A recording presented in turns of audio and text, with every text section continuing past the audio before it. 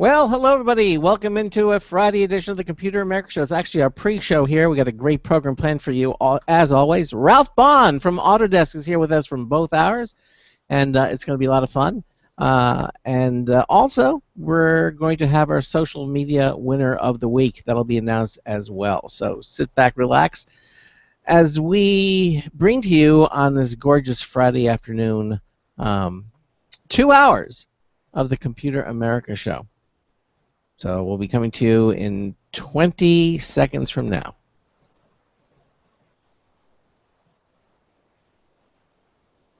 I'll make it 15. So generous. Yeah, let's make it 10. Now The show will go live in 5 seconds. 4, 3, 2, 1.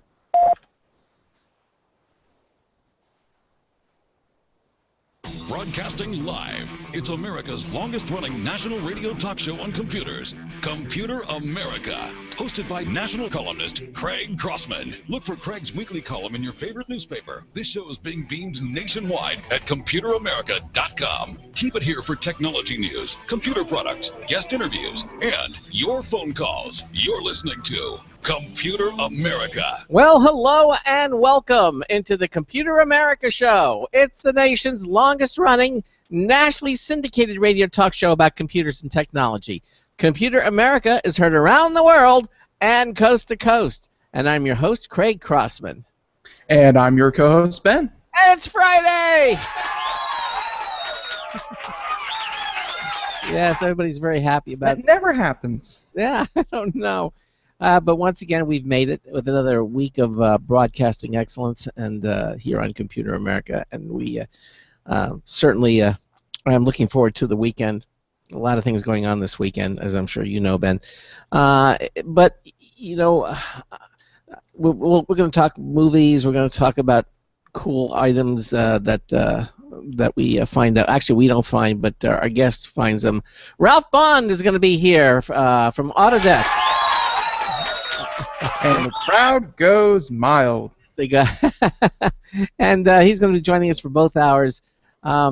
Now, if you have a comment or question for us or anything we're talking about on today's show, or even something that you don't, we would certainly love to hear from you. Pick up the phone and give us a call, 347-884-8881. That's 347-884-8881. I'll get you through.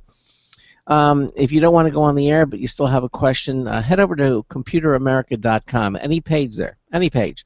On the upper right-hand corner, it'll say Submit a Question. It's a link. Click it. You'll be taken to our question submission page. You can type in anything that you like, hit the Submit button, and Ben and I will see what you've typed immediately. We can act accordingly on that. The other thing that we also invite you to do is watch our show. Yes, I know we're a radio broadcast. Oh, we got that. But it's the 21st century, and so many radio broadcasts, not all, but many, the ones that are certainly tech-savvy, provide live video streaming of the show. So you can actually watch the program.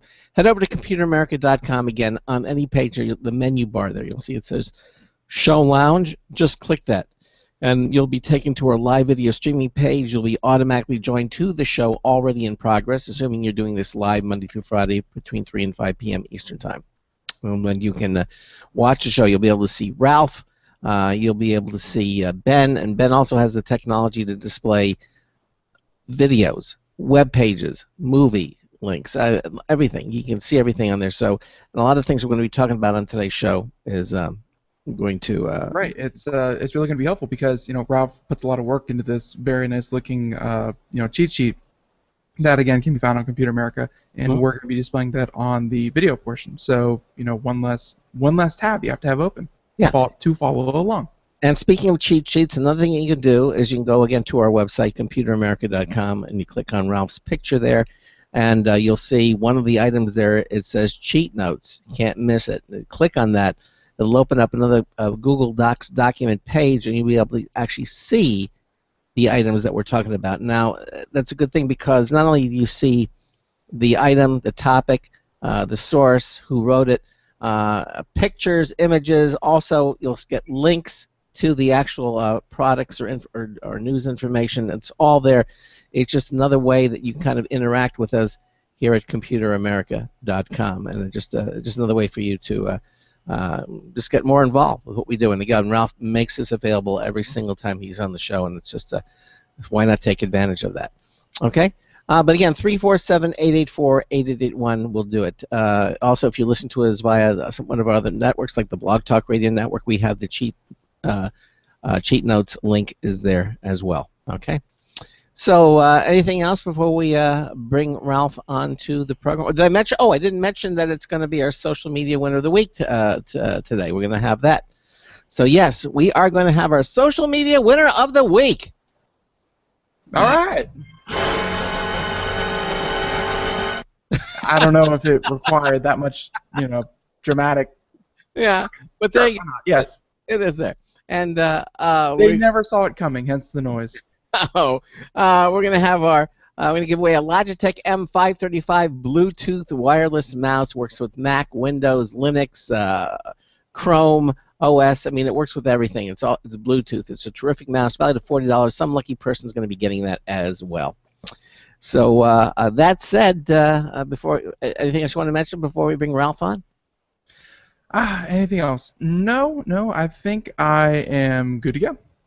Okay. Well, now we've updated this because it's been a while since we have, especially with our correspondence. Time passes, and so we want to make sure that they do things when they're not on the show. Yeah. So we have to once in a while update things because to be on the show they have to be experts in their field, like experts in the field, really know what they're doing about, really work in the industry, and they come on with a certain set of credentials. That's fine, but then their credentials obviously change over the course of a couple of years. So, well, as I said, we've updated the fact sheet for Ralph. So let's get him on. All right. Oh, yeah. Well, that hasn't changed. No, it hasn't. He's back. Bond is back. And we've got him. It's all Bond on today's show. He's Bond. That's right. Ralph Bond. Now, Ralph Bond is a correspondent for the Computer America show. He's the author of Family Computer Fun, Digital Ideas Using Your Photos, Movies, and Music by Q Publishing. He's also the co-author of the PC Dad's Guide to Becoming a Computer Smart Parent by Dell Publishing. Ralph was Intel Consumer Education Manager for almost 14 years, and for nearly 9 years, he's been part of Autodesk communication team. Ralph, welcome into the Computer America show. How are you? That's great. I think I heard some dogs barking. Yeah, I did too. I don't know. Yeah, the show's already going to the dogs when you bring me on. Is that what that meant? I'm just kidding. But anyway, oh gosh, yeah, it's great to be with you. A great Friday. Gee, it's been exciting. I've been off all week. I haven't really been vacationing all week. I've been out in the backyard here at my home getting ready for my daughter's wedding next month. And we're going to have the two families come together in a backyard picnic party a couple days before the wedding. So I've been just busting my fanny. I have no fanny left now. It's all worked off. Oh, gosh. Well, now, the first order of business that we usually do, because we're all movie and show nuts, is talk about some recent films you've seen or whatever. I've been seeing some great stuff. I've been watching a show called Humans on Amazon Prime. It's a British production about synthetic human beings interacting with real people, and if you're interested in this kind of sci-fi stuff that has sort of a social message underpinning it, it's really intriguing. So again, it's simply called Humans, and they have season 1 up there available for you if you're a Amazon Prime member. So that's a good one to see. Yeah. Now that's interesting to me, because not the series that you just named, Human, but the fact that you use Amazon Prime.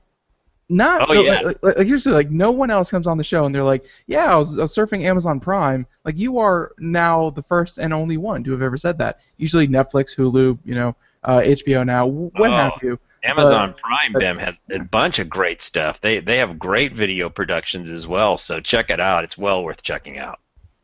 Good to know. All right. Now, as we mentioned, we're Ralph has the cheat notes available. Again, you can see them at computeramerica.com. Just go to the where you see Ralph and movies and television shows will not be on it though, so those are all purely opinion based. Well, you just open up another browser window and go off and watch Netflix while you're doing us at the same time. You multitask. Yeah, they've got some interesting. Netflix has got a couple of new series that they're bringing to them. Sci-fi looks really kind of cool. Yeah. And well, I mean, if we're still on movies, well, I think it's a little bit too late to talk about the Warcraft movie. That was a couple, month or two ago, so I think that's a little bit too late. The latest Game of Thrones wrapped up. I don't know if either one of you are into that. Or I need to get into it. My neighbor told me I must get into it, so that's probably my next binge experience. Yeah, I think season 6 just wrapped up, so you got a lot. 60 or 70 episodes to watch, and each one's an hour long. So that's always fun. But really the only I haven't seen anything recently in new television shows. I'm just binge watching It's Always Sunny in Philadelphia. There's nothing really new for me. But one thing I'm looking forward that's coming out next year, I believe, is Wreck-It Ralph 2. Oh no! Awesome. So, yeah, and that they are taking, if you're a fan of the original Wreck-It Ralph, they went with all the retro games, Pac-Man and Sonic and all of them. But this time they're going to the internet and the internet games and all that kind of stuff. So you can expect a lot more games, more modern games, and more MMOs and things like that. So new Wreck-It Ralph coming out, which I really like. Just animation has always been my favorite. I haven't seen the new Finding Dory yet. I've heard good things, but yeah, I've heard good things too. Yeah. Right. And on Netflix, they have a new series coming out called Stranger Things, which looks kind of interesting. I've never heard of it. Stranger Things, yeah. Starting the 15th of July, they're having all the episodes. I think it's all the episodes of the series. Is it like a knockoff of How It's Made, but it's like weird things instead of How It's Made? No, this is strange. It's a sci-fi thing. Looks kind of interesting. You can watch the preview. It didn't look pretty good, so I may watch that as well. It didn't look too bad. Highest praise you can get from Craig. That didn't look too bad. Well, that's like the crowd goes mild. Yeah, right. Exactly. Sorry about that. Hey Ben, you just mentioned reading the room. You mentioned a few moments ago about retro or old games relative to Wreck-It Ralph, right? And on my Xbox 360, since I'm such a dork, I just do not. My DNA does not allow me to twitch and do those running around shooting games. I just can't run, aim my weapon, do all these things with. It's not for me. It doesn't work for me. But what does work for me are simple games. And I found on my Xbox 360, just shopping around, I've got Centipede. Now goes back to the early 80s, guys. I played that, early 1980s. Centipede and Frogger. And Frogger is driving me out of my mind. I cannot win that game. If you're not familiar with that, folks, those of you who are not as elderly as I am, it's a little game where the frog has to go across a freeway, multi-lane freeway. You have to maneuver your frog. Then he goes across a green belt. Then he has to jump on these moving logs and turtles and moving logs, and then finally get into one of 4 spots at the top. Now, you have to fill out all 4 spots to win the game, and it's impossible. Was this a 1980s version, because they had a newer version, like a 3D version of Frogger? No. This is the real deal, flat, and in fact, on your screen, it shows up as just a part of your screen, not the full screen, because it is fully retro, and it's hilarious. And those games are still entertaining, and they still drive me crazy. Yeah, I mean, if we're talking about retro, the great thing about games like Centipede, Frogger, Pac-Man, yada yada yada, is that they've all been ported at this point over to your browser. So if you do a quick Google search, that's true too. You can play it online, and it's right there. Yeah. And I recently started playing because Ralph, I don't know if you've heard about Pokemon Go, but I recently started playing that, and it made me want to play the original Pokemon series, and you can play those right in the browser as well on emulators. So. Yeah. That made mainstream news, by the way. I was looking at the news today, and Pokemon Go is all over. It's a big deal. Yeah, it's a big deal. Yeah, it is. So I was surprised to see it hit the mainstream news. Of course, it's funny because you play it, and really no other game out there. You can walk through the airport and you can see someone with a tablet playing playing Angry Birds, and you can say, oh, okay, they're playing Angry Birds. But Pokemon Go was a weird one because it has you get up, move around, and walk around. That there are stories out there that like people are getting dates because like they meet girls in parking lots and they're like, oh, are you playing Pokemon Go too? Yeah, and they start talking and then they set up dates. I've heard of people who like interact because like you have to go to a physical location and like it may be like an abandoned gazebo, but all of a sudden there's 4 people at this abandoned gazebo. I wonder what they're doing other than playing Pokemon Go together.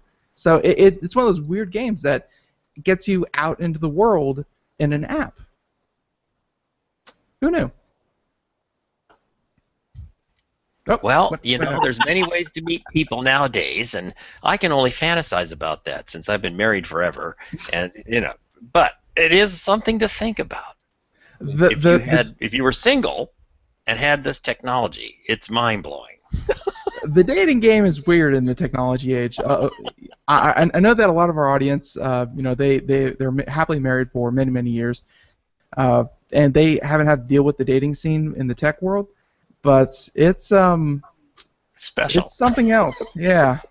Like really, before you even go on the first date, like you have a selection of every available girl in your town, and they know everything about you. You know everything about them. And then you choose someone, and then you go out on a date. It's very confusing. In my day, if all the girls in town knew everything about me, I never would have gotten married. Exactly. So I'm not so sure all this knowledge is good. Exactly. No, it's in all the apps that you find girls like within seconds. It's a weird world out there. But I feel like we've deviated. Yes. Time to get back to the show notes. Right. Exactly. So we're going to do this again. You can see the show notes or the cheat notes, however you want to call them, and they are up there.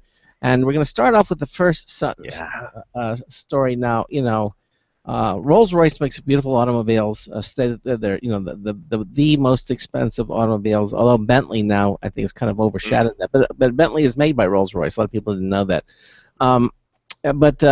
Of course, Rolls-Royce also makes airplane engines, and but they also evidently make ships as well. And you found this article talking about Rolls-Royce looking at autonomous ships and how they expect remote-controlled cargo ships will be on the high seas in 2020. That's going to be yeah.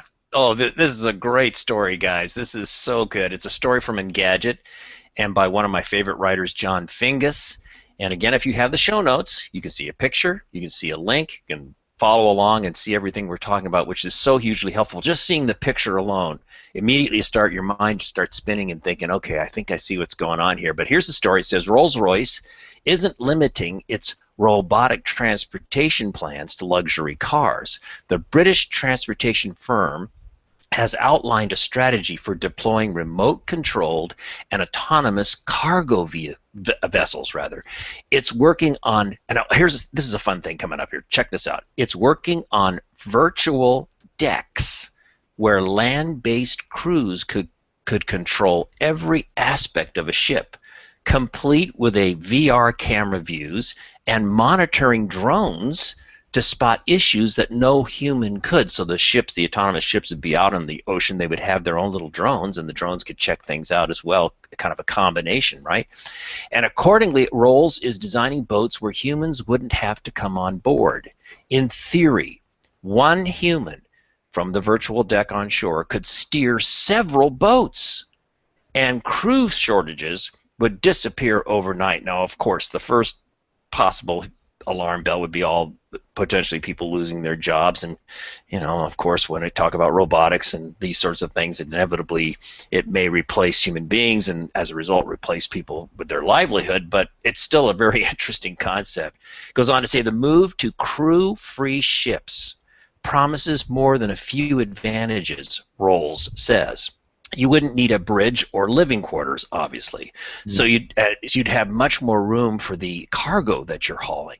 So that makes sense. I mean, you think about all the human. You have to have the food. You have to have the sanitation. You have to have some marginal medical capabilities. All these sorts of things when you have human beings on a ship and on a cargo ship of any large size. Of course, it gets even more compounded. It's like a small little town on the water. Yeah. And the article goes on to say these autonomous ships that Rolls is envisioning would be safer and more efficient too, since you'd cut out many human errors, not to mention the direct risks from rough weather and pirates, and streamline operations on top of it. Pirates. What was that film, Captain Phillips, a few years ago, right? And the Somalian pirates that came out and took over. Well, if you have these autonomous ships, they'd be all buttoned up like these secure tubes on the water, and then what are the pirates going to do? So it's an interesting concept from that point of view too. It goes on to say robotic ships might cut the number of available jobs, as I mentioned before earlier, but they would let distant crews handle more complex tasks without being overwhelmed. Some of Rolls's concepts are more Star Trek than real life at this moment. The company, it's what the author is saying here, the company's put out imagery that includes interactive holograms, which is, getting a little bit out there in fantasy land at the moment. But it isn't just a theoretical exercise, he goes on to say. One ship, the Strill Luna, already has a smart, unified bridge system in place for coordinating all of its equipment. And now the aim is to launch the first remote-controlled cargo ships by 2020 and have autonomous boats on the water within 2 decades. All told, civilians might only have to head out to sea for pleasure cruises. Now that's sort of the ultimate extreme conclusion. But another thing I thought about too is these autonomous, controlled on the shore but controlled out in the sea, would be much better able to deal with terrible weather conditions and so forth, because human beings wouldn't have to be involved in rough waters and that sort of thing as well. So I don't know. And the other thing that the article didn't mention, I'm sure you guys might have been thinking this too as I was reading this through, military. Oh my gosh, of course, military possibilities here. What about remote-controlled submarines, remote-controlled surface craft, remote-controlled this and that? All this sort of thing. The military implications are immediately obvious, as well as the commercial. So it's an interesting idea. I don't know. We'll have to wait and see. It's a little bit interesting to think about Panamax class ships, like the kind of ships now that can pass through the revised and expanded Panama Canal, the huge vessels. Would it make sense to have those autonomously controlled? What you're seeing in this picture is hard to tell scale-wise, Ben, as you're scrolling and showing us the picture. It's not clear how large that vessel is. They may not be that large. I don't know. A very interesting concept, though. Yeah, the military application obviously sprung to mind because we're already seeing things like this happen with unmanned aerial vehicles. UAVs. They're like I think the Air Force orders something like a couple hundred new fighter jets every year, and yet they order a couple thousand new UAVs every year.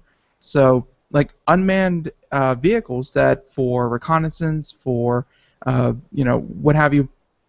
I think you're right. Where like the human aspect of shipping, of military, of all these things. If you have someone on the ship controlling it, you always have to have someone who is going to be alert, vigilant, and knowing on top of their game 24/7. And if you sit someone in front, in a chair for 10 hours straight, there's so much mental fatigue that goes into it that a robot will never have that mental fatigue. So if you have to stay inside shipping lanes, if you have to avoid, if you have to navigate around this, robots never get tired. They never get exhausted, and that leads to a lot fewer mistakes. Like shipping industry, let's just take trucking for instance. They're chomping at the bit for self-driving shipping trucks and tractor trailers. Rolls-Royce. I mean, I think that's an interesting part of the article is that Rolls-Royce is the one putting out the concept. Obviously, they make the huge engines that power these things, so it's in their best interest if these things, kind of take off, that they're going to be the ones who not only make the engines, but the unit themselves, which puts them in a good position. But Rolls-Royce of all people, it's not some weird tech company. It's not Tesla. It's Rolls-Royce trying to get into the automated, machines. Yeah, no, you make a good point on several counts. Another thing to think about, the article, as you heard, talks about land-based virtual decks. Right. and how one human operator could manage several of these autonomously guided cargo ships out to sea. And you could have human shifts, right? The human part of That's it true. would be human beings would be alerted. The boats would probably have all kinds of talk about Internet of Things, sensors and all sorts of things, sending back data if there's some issue, some problem, or something like that. The human operator is alerted. And you could do shifts to reduce fatigue and all that sort of thing. So yeah, I mean, it just caught my eye because I thought, wait a minute, yeah, you make a good point. Rolls-Royce, I don't know why you kind of think of them maybe being a more conservative company, but this is pretty out there. Right. And then autonomous vehicles, and of course there's always the social implications. You never get away from this business of robots are going to eliminate the need for humans, and thus thousands and thousands of people all over the globe potentially lose their jobs who currently work as ship crew people and so forth. But you know, this will be over time. I also thought that this could be an interesting application on a relatively small scale. I don't know, for some reason I just think of Disney World and how they have the little boats that shuttle people from one area, from Dixie Landing over to someplace else or whatever. And I don't think they call it Dixie Landing anymore. Anyway, but you know, because it's politically incorrect. Right. But the idea that you could have a little passenger shuttles, right, in small distance situations that could be run autonomously by an operator, and you could have several of them, two boats, you know, crossing each other as they go across a small bay or a channel, shuttling people. So there's all kinds of potential applications. It's hard to imagine a future where something like this, or even the next step beyond, where you take human intervention out of it completely. It's hard to imagine a future where something like this doesn't happen. So, well, yeah, I think you're right. I think it's kind of an inevitable path, right? You're right, but no, very, very cool. It's cool that Rolls-Royce. I mean, we're seeing it with car manufacturers. We're seeing it, like, it started with like Google self-driving cars, and as soon as people caught the hint that, oh, we can have vehicles drive themselves, everyone who makes vehicles, let alone every tech company, started developing their own, you know, autonomous piloting systems, from planes to cars to, you know, now submarines and boats. I mean, it's everyone wants in on the self-driving thing. Like, there's no one really saying resist, resist, resist.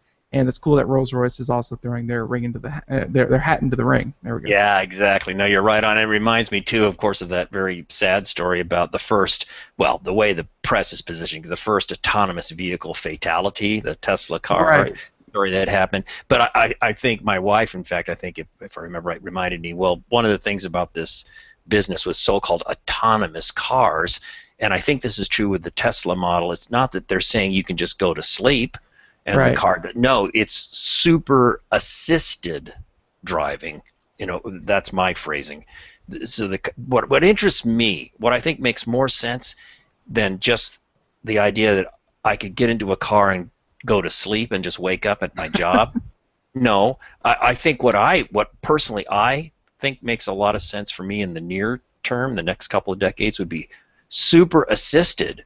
So yeah, the lane change warnings things, and the helping me stop, or if I'm not aware of someone coming up behind me, or you know, all that sort of stuff. That's where I think robotics, that's where I think Internet of Things, sensors, all this sort of thing, help me be a better driver. But I'm still there and hopefully aware and awake and hands on the steering wheel, or what.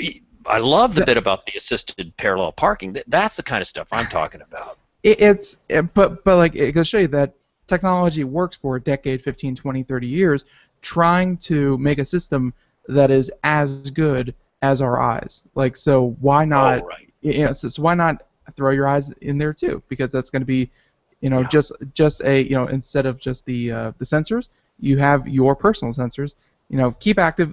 We talked about this with Mike Cermak. I don't know if you've ever met him, but he's a big Tesla guy, and yeah, he said the exact same thing. It's you have to agree to all these warnings. Say, you know, don't be distracted, don't watch a movie, don't read a book, don't go to sleep.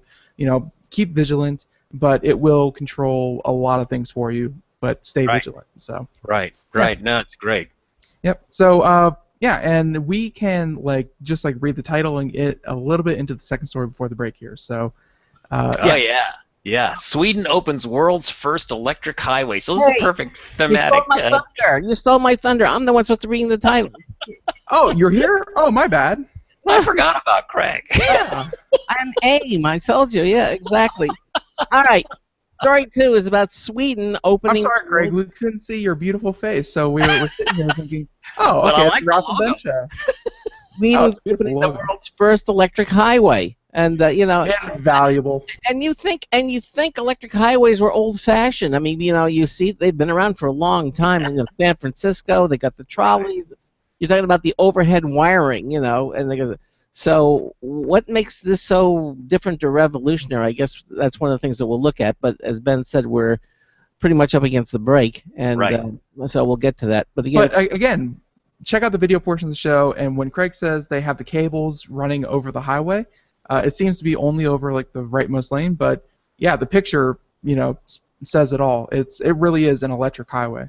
yeah, very, very cool. I mean, it's almost like hot cars, track racing or something. Yeah, slot car. Yeah. All right, we're gonna break here for a few moments. We've got another news tips review from Marty once. It's actually going to be the last time you hear this particular one about the Raspberry Pi 3B, and then of course on Monday when we come back we'll have 2 brand new ones. But we'll play this for you one more time.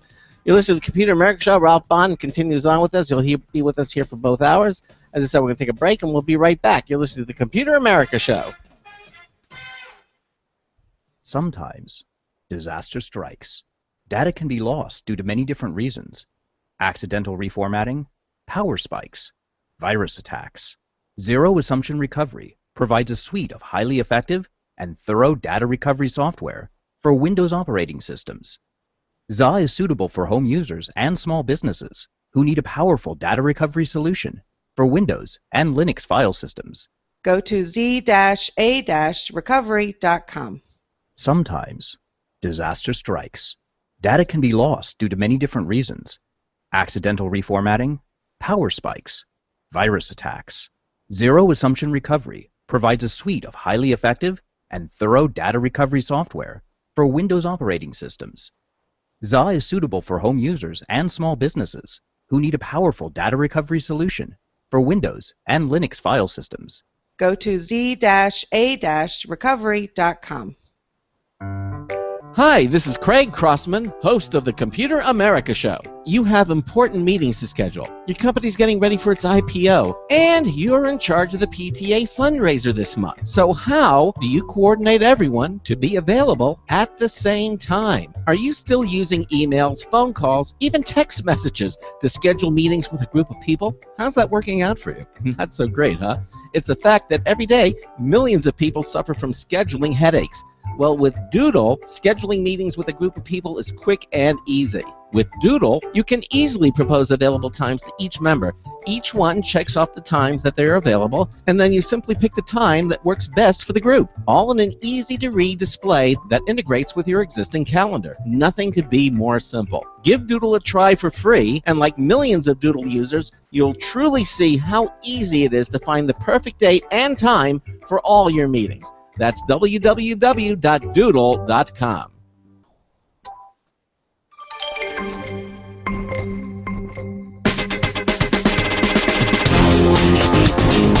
Nah, nobody knows how old your sweat marks are. Marty Winston, News Tips Bulletin for Computer America. This time, a review of the Raspberry Pi Model 3B. We have a policy not to review anything when money changes hands, but we're making an exception here because of its source. We bought a Raspberry Pi Model 3B. It's about the size of a deck of cards. This model adds Wi-Fi, Bluetooth 4.1, a 4-core processor, and other features that are important to our autonomous house project. Well, it is designed for development, not for deployment. We are finding ways to adapt it for what is essentially a house-sized prototype.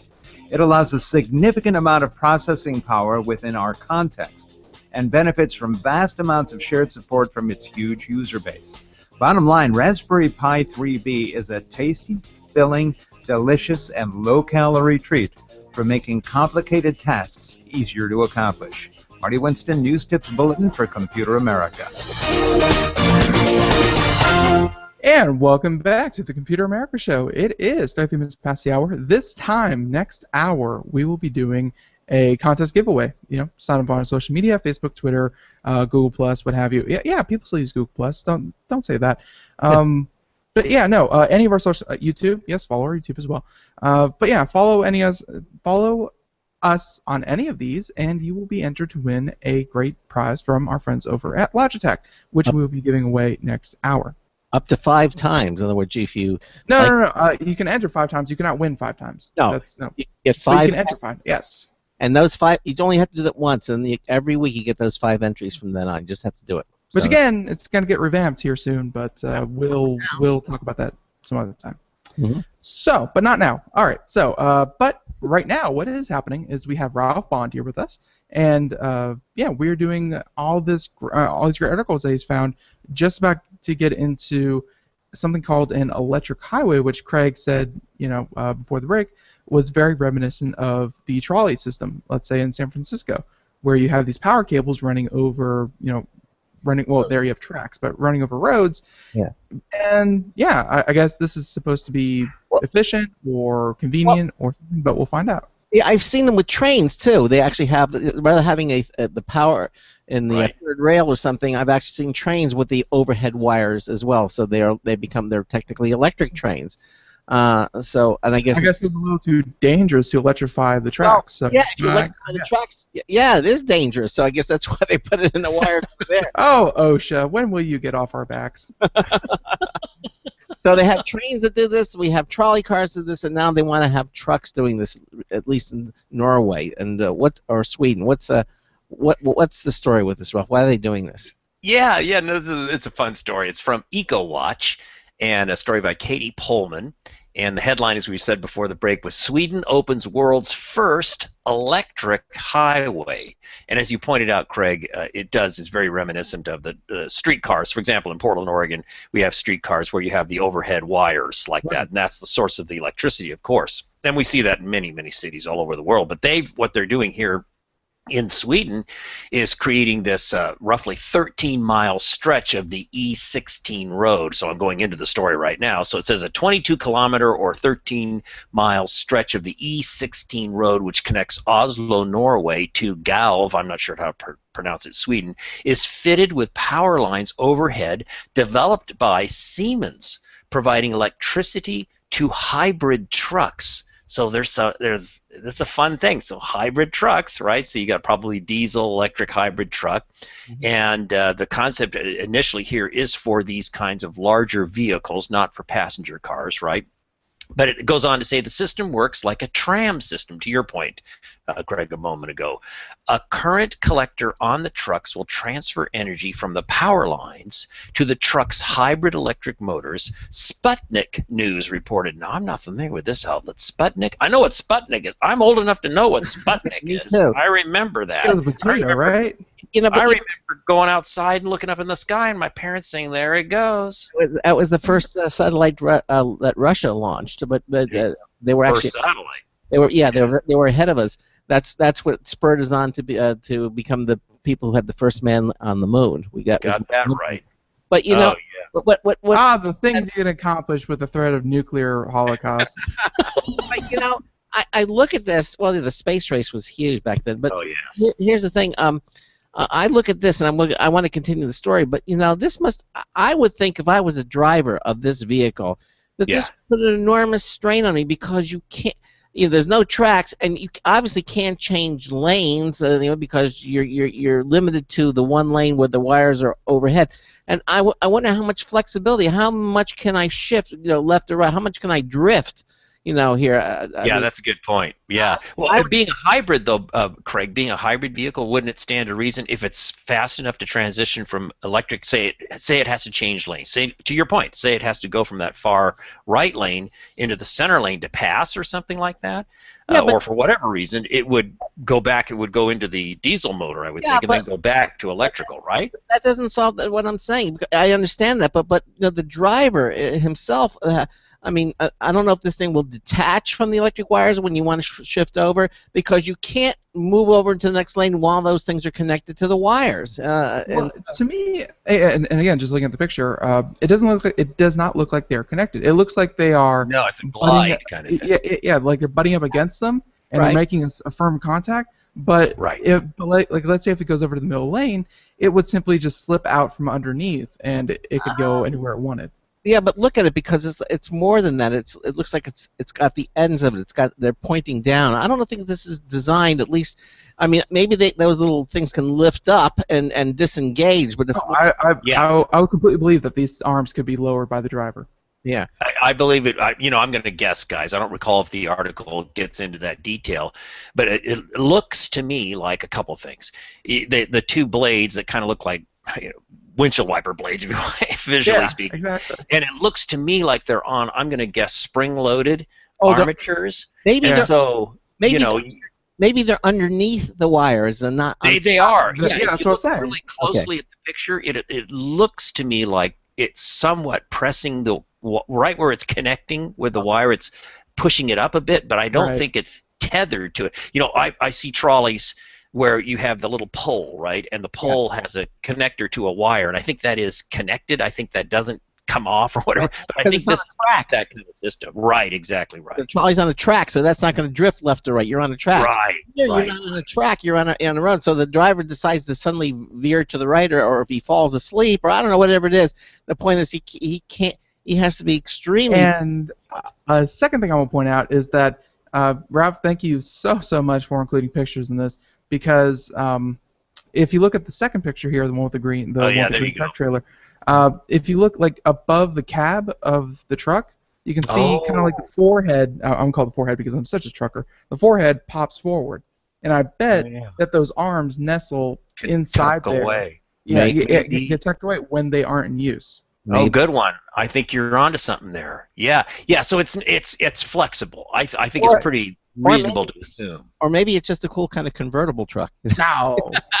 Sunroof. Well, it could be. Sunroof. Exactly.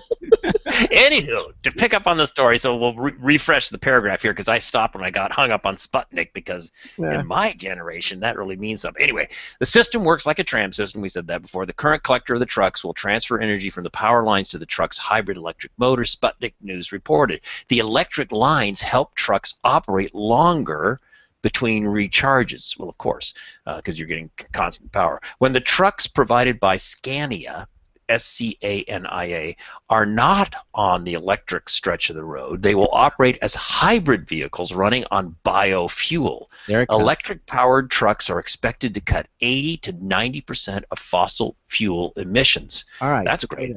So there it is. So in other words, they can operate without being tethered to. Absolutely.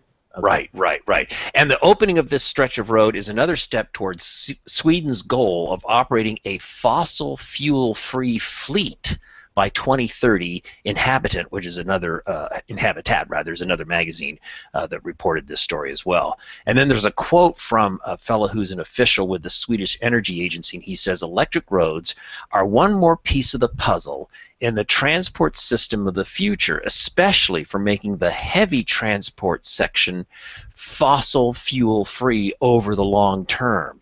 And he goes on to say this project also shows the importance of all the actors in the field cooperating, meaning all the pieces of the puzzle working together, right? And he goes on to say road transport accounts for 1/3 of Sweden's net carbon dioxide emissions, Sputnik News reported. And then it talks about in the United States our emissions and so forth. You can look at that in the show notes. And then there's an interesting little nugget here. Carbon dioxide emissions accounts for 65% of global greenhouse gas emissions. And then it kind of rounds up the story by saying Siemens is planning to create another demonstration route, according to Sputnik News. The new stretch will be completed on public roads, ding, ding, ding, near Los Angeles and Long Beach, California. Wow. Siemens is working with Volvo trucks on that project. Pretty cool. Wow. I don't know. I mean, LA freeways are so congested now.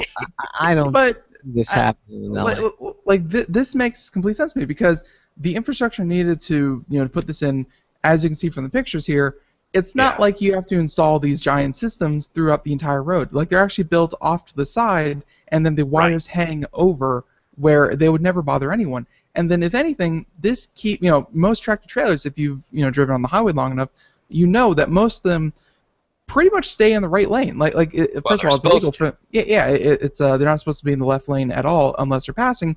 But it keeps them in the right lane, keeps them going longer at a more constant speed, and the infrastructure is not a burden to other drivers. Like, this makes complete sense to me. It's doable to implement. Mhm. To your point, Ben, it's not tearing up the roads and embedding it. No, it's a very workable kind of solution. So, and the fact that it's coming to the United States, I think, is going to be really fun. It'll be fun to see what that's like. Yeah. Craig, you just don't seem convinced. I'm just not fired up about it. Craig, is your trucking company going to go under because of No, this? I'm just not convinced yet. I mean, you know, I can see this in less frequently traveled roads like in Sweden and Norway. I can see the working, but I can't see these vehicles in the middle of LA and its horrific congestion problems that we can talk about the feasibility of implementing it, which I think we can all agree is pretty nice. But the important thing about this is that these stretch of highways, if they run on biofuel, if they run on these hybrid motors, to the shipping company, the cost of being able to ship something on one tank of gas, less than one tank of gas, not having the driver stop all the time and just do a one through shot, that's going to save a lot of congestion and a lot of time if they can just go straight. That's true. You know what, guys? I'm thinking where this really, and Craig, you actually raised a really good point. In highly congested urban environments, downtown LA, New York, whatever, yeah, probably a little out there. But my gosh, our interstate highway system, those long, immense stretches where where truckers are just going for hours and hours and hours up the spine of California, up into the Northwest, and into you get it. Yeah. All those long stretches of road would make huge sense. Yeah. I think to have this for truckers. That would be fantastic. I could see them, driving normally on the biofuels in the cities, and then when they hit the outer skirts of the highways. Then they extend the arms, and then they're going that way. I think that makes a lot more sense. Yeah, like Interstate 5 here on the West Coast would be a perfect candidate for something like that. Exactly. All right, so moving along, we're going to continue with this controversy or this topic because there are all kinds of interesting things. Because we keep hearing about autonomous vehicles and driving regular roads or special markers put on the road. Well, here's something else put on the road, and they're calling them solar highways. Solar highways, and evidently coming to the historic Route 66. What is this? This looks really. If you're watching the live video stream and you're watching Ben, he can see some. It looks like someone Lego-fied the highway. Yeah, yeah, beautiful. Or put solar panels right into the road. Looks like solar yeah. I kind of on a transportation thing here with the autonomous boats and the Sweden's first electric highway, and now solar highways are coming to historic Route 66. First of all, as a headline, you gotta love that. From a journalism point of view, you got solar highways. Wait a minute, what's that? Route 66. Wow, iconic. You put those two together, it's like what? It's so great. This comes from. I don't think Ben is old enough to remember the TV show Route 66. Get your kicks on Route 66? What are you talking about? Good, I'm old enough. Excellent. It wasn't the TV show. It was two young guys, of course, attractive young men, and they were in some kind of a Corvette or something. They were running around all over doing something. They were in a Corvette, and the that's just the music. There's the song. I'll be fair to all the audience members who were actually, born when this happened. That's the most of my information. Ralph, I know Craig hasn't, but Ralph, I don't know if you have. There's a television show called An Idiot Abroad. It was on Sky Network. God, yes. And they had one. Hilarious. It's all about like things you should do before you die, like a bucket list. And one of them was drive down Route 66. That is the episode I'm drawing pretty much everything I know from. So. Yes, a hilarious series. Ricky Gervais is one of the producers of that series, and it's hilarious. If you're not familiar, An Idiot Abroad, I think, is the original series. Anyway, that's a great show. But this story comes from a magazine called Inhabitat, which we mentioned in a previous story by Lacey Cook. And the photograph, if you have the show notes, again, that's why it's so important to have the show notes. And it says, solar roadways will be installed on Route 66 as part of Missouri's Road to Tomorrow initiative. Hey, that's interesting, which focuses on improvements like smart highways and incorporating renewable energy. Now, it goes on to quote this fellow here, Tom Blair, Missouri Department of Transportation engineer who heads Road to Tomorrow said, quote, "It gets Missouri and MoDOT, the Missouri Department of Transportation, prepared for 21st century innovations. We expect them to be in place, I'm hoping, by the end of this year, maybe before the snow flies. If Solar Roadway's vision of the future is realistic, if we can make that happen, then roadways can begin paying for themselves."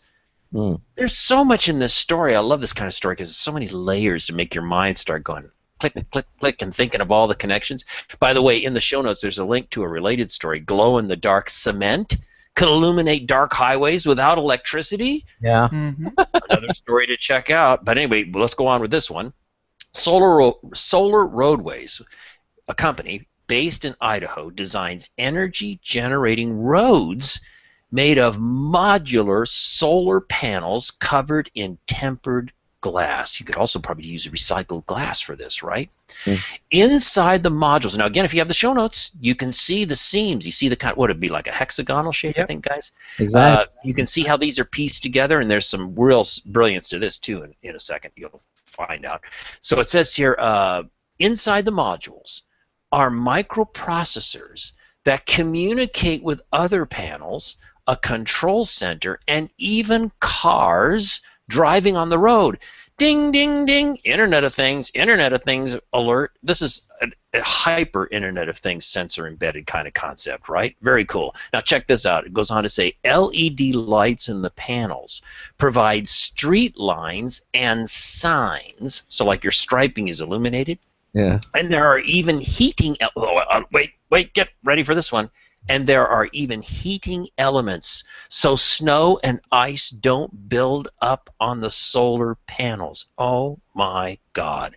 Plus, because the units are modular, if one breaks, it's easier to replace it without stopping traffic, right? Or minimal impact on traffic interruption. What? You're telling me you don't enjoy when half a highway goes down because they have to fix potholes? You don't enjoy the huge machinery that has to go into it? No. Okay, now being devil's advocate here, you're driving. You're driving with a car with rubber tires, and it's on not asphalt, but glass. Isn't that kind of slick? Well, that's an excellent point. But look at I presume if you go back to the photo, it kind of looks like it's got some raised dimples or like. Yeah, but that's not enough. Look. Let's go with this, Craig. Yeah. Do you think they got to the point of installing this on an entire section of Route 66 without thinking, can cars drive on this safely? Do you think no one tested that? It wouldn't be the first time that's happened, but no, you would think they would have. I don't think this. I would think that the raised nubs and all the texture that goes into it actually make it safer when it's wet, when it's dry. I would think that they took traction into high consideration when it's an excellent question, though. I mean, I tell you that I hadn't thought about that, but you're right on target. It would, and again, let us hope that the Missouri Department of Transportation engineers thought about this. Gee, can tires and cars and rain and anyway. Sillier things have happened, so I'm just wondering. I just want to make sure, that. Hey, like someone popped in the office when they were like, "Hey, did you know most cars waste all their fuel because of all the friction on the highways? If we just buttered everything would go so much more smoothly. Why don't we try that?" Like, I think traction came into play here. I think so. Let us hope so. So with that said, it goes on to say, Solar Roadways was first funded through a research contract with the U.S. Department of Transportation. And then an Indiegogo campaign garnered an additional $2 million. That's where I first heard about was the Indiegogo campaign, and I never thought it was going to actually reach anything because, like, Indiegogo, but you're kind of doing it to help a government agency, but it's nice to see that they're actually trying it. So yeah, and it goes on to say, if you have the show notes, you see the next thing here. It says the idea is so popular, President Obama mentioned the project during his 2015 State of the Union address. So that's interesting. And it goes on to say, it looks like there's a bright future for this startup. Soon, the smart solar panels could line more than just roads. Here's where the click, click, ding, ding, make the connections start happening, right? Solar Roadways, the company, envisions their modules on surfaces from playgrounds to basketball courts and airport runways, white airport runways. Talk about snow, ice, issues like that. Now, Wow. do these things actually emit light as well? I mean, because No.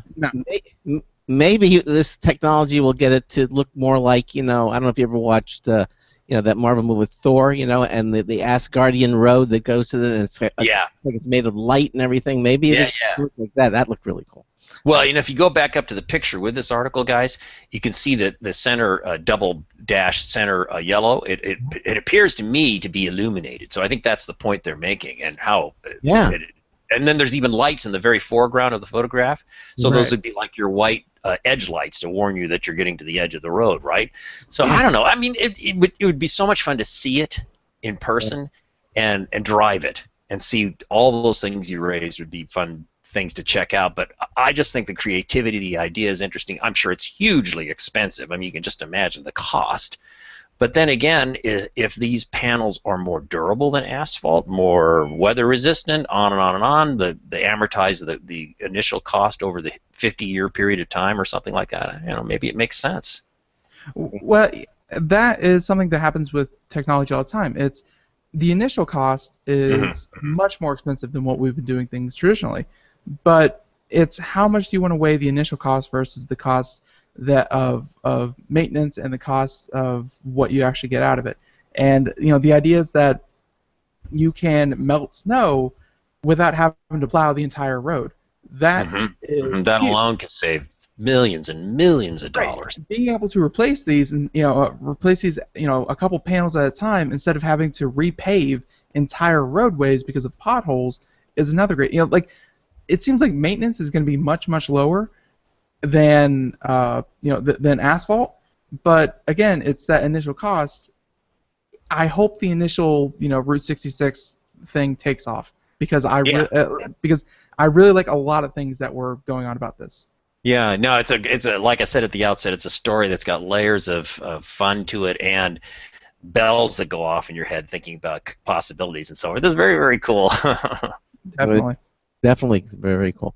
Hey, when we come back, I actually want to start jumping over to story 6, and because I know Autodesk is Oh, what, Craig? 3 stories an hour isn't fast enough for you?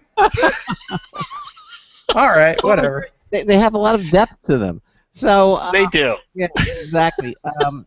And I know Autodesk is involved with 3D printing because we get lots of 3D printing stories here. But this story here looks really cool. That 3D printing could save coral reefs. This is kind of cool.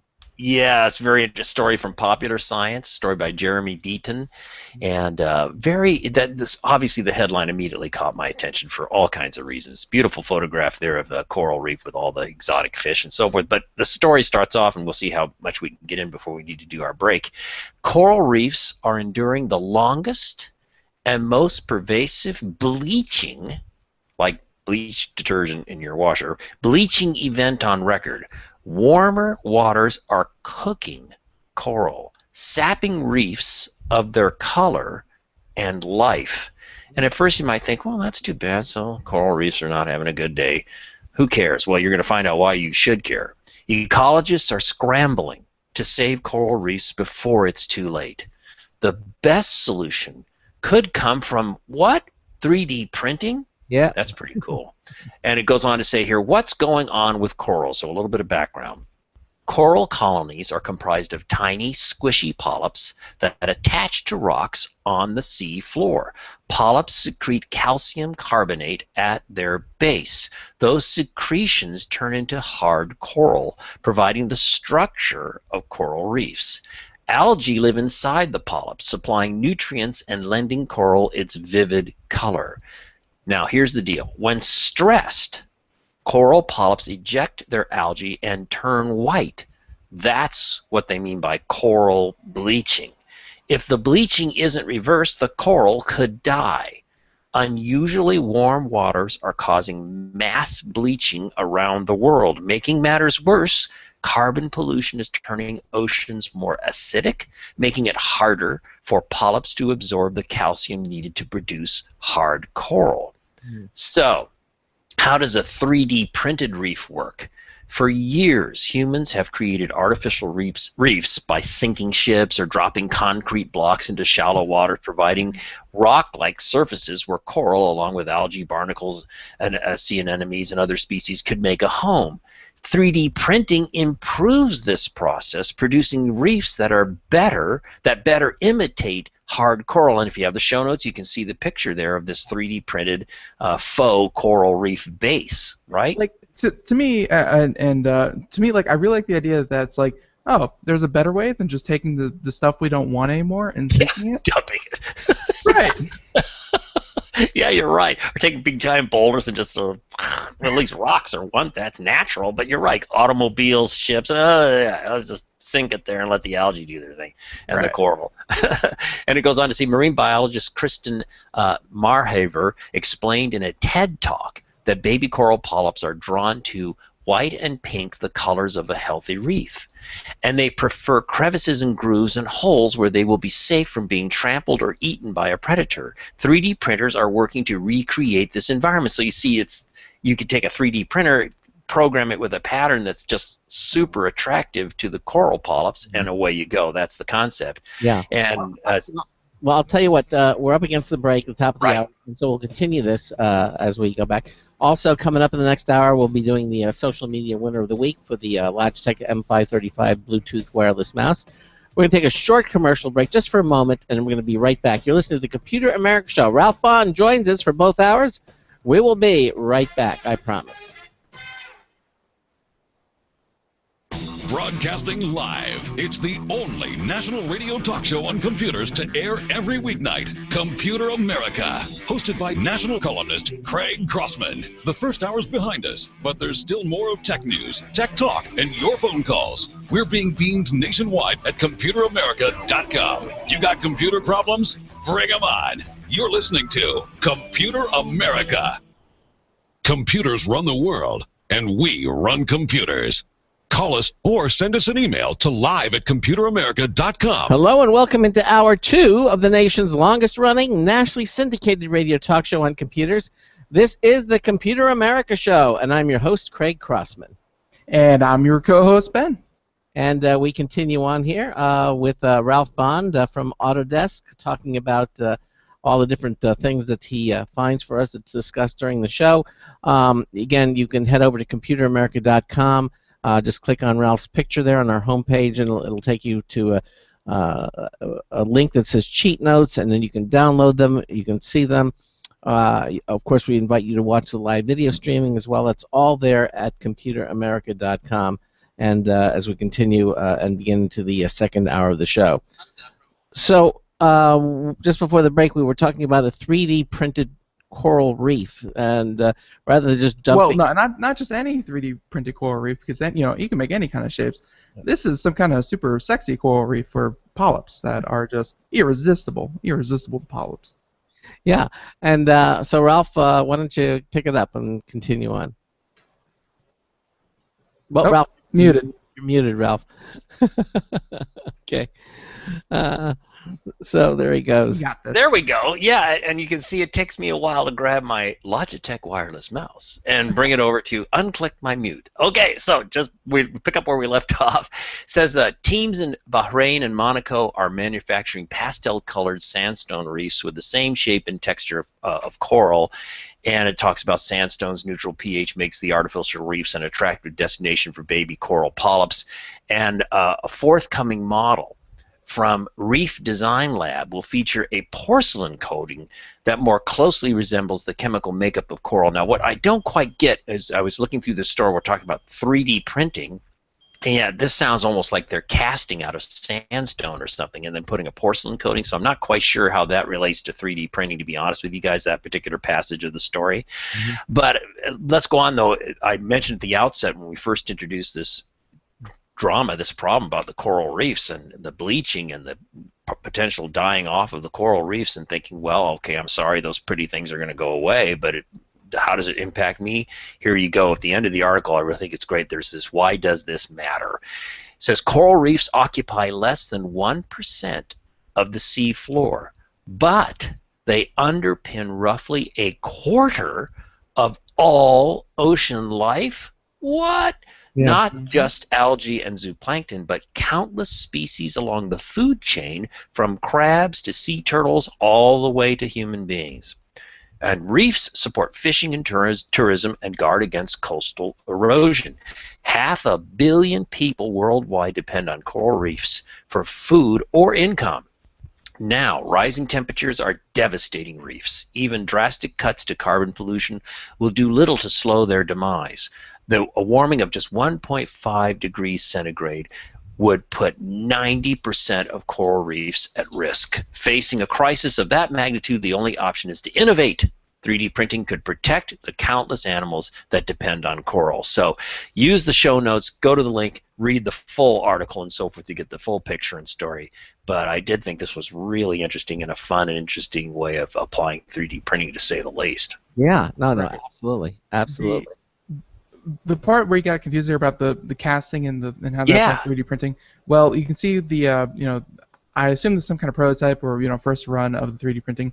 The artificial coral is very obviously 3D printed. You can see the ridges. Oh, it's layered, isn't it? You're right. Yeah, it's layered. So the casting would come in after you have something like this, and then you dip it, coat it, spray it, what have you, with ceramic. That would be an even better surface.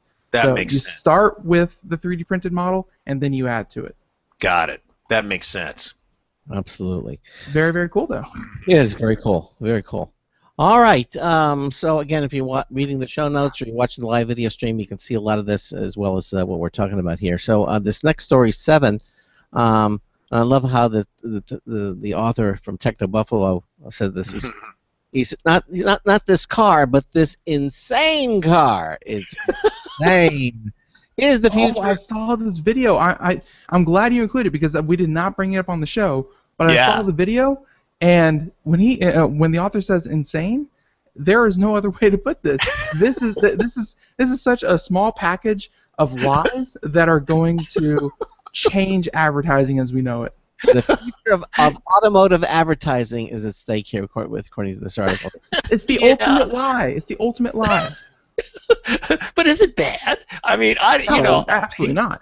You'll see in the article, Brandon Russell wrote the piece for Techno Buffalo, and again, the headline is, "This insane car is the future of automotive advertising." Now, car in quotes, it's a vehicle that they superimpose computer graphics over to simulate, to fool you in the final production that, say, a Mercedes-Benz SUV or whatever the car may be is actually going through the terrain in question. But I'm jumping ahead of myself. Let's get into the story. And thank you, Ben. Ben's showing this video for us, and it's it's so great, Ben, that you can do this. Anywho, the story says it looks like a vehicle Batman might drive, but it's actually being used for advertising. The Mill Blackbird, that's the name of this vehicle, is an adjustable car rig that is used as a base for photoreal computer graphics cars, or CG-generated cars, allowing companies to essentially use this in place of an actual vehicle when filming commercials. Now, you can take it as a lie, or you can say to yourself, well, how smart is this? You just move this vehicle in the real environment and then superimpose the body of the car over that. It's like an armature. It's like an armature moving in the real world. So you're combining computer graphics with this, and for the filmmaking industry and for other possibilities as well as just car advertisements, possibilities are enormous. It's amazing. If you're watching the video, this is just absolutely incredible because you think you're looking at and what they're doing is they're fading the car in and out so you can see.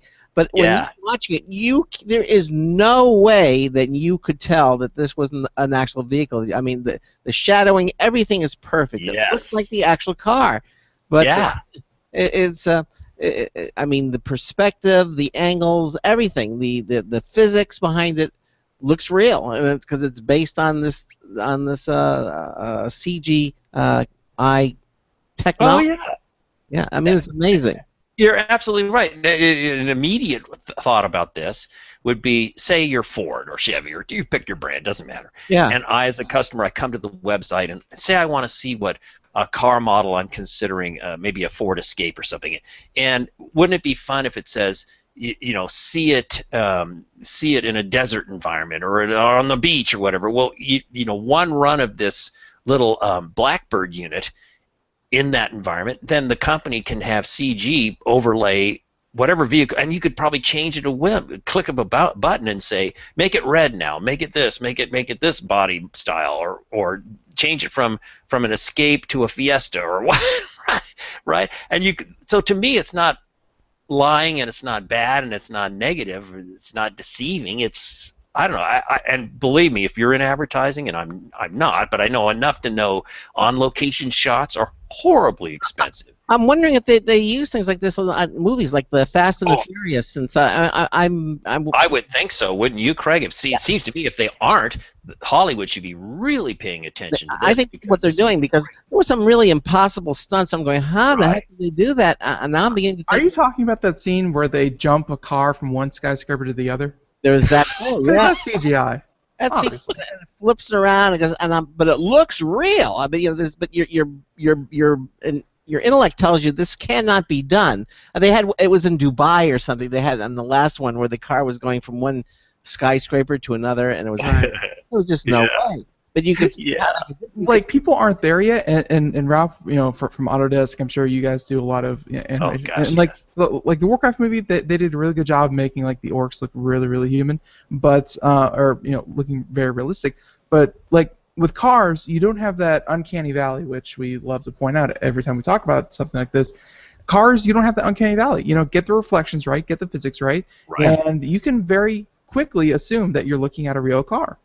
Yeah. There's none of that. You're right. You don't have the skin modelings and the things that make human beings or living creatures so much more difficult to you do in CGI. With cars and inanimate objects like this, it's so much easier. But you're watching them flipping cars and cars ramming into but it's all CGI. But when you look at it, it's realistic until they actually switch the car in mid-flight or mid-run. You can see that it's actually CGI. And very convincing video. Very convincing. It is. And to sort of wrap up the story here, it talks about Checkout Mills. That's the company that makes the Blackbird. Description of why it's so important. It says the mill has created the Mill Blackbirds, the first fully adjustable car rig that creates photoreal CG cars, rather. It's a car rig that can be shot at any time in any location without the need to rely on a physical car, meaning the given particular model or whatever, right?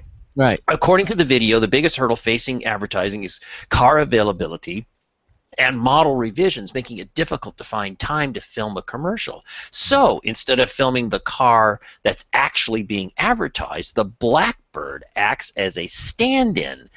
And CG, computer graphics, does the rest. It's a bit like using a stuntman during action sequences. That's an interesting analogy.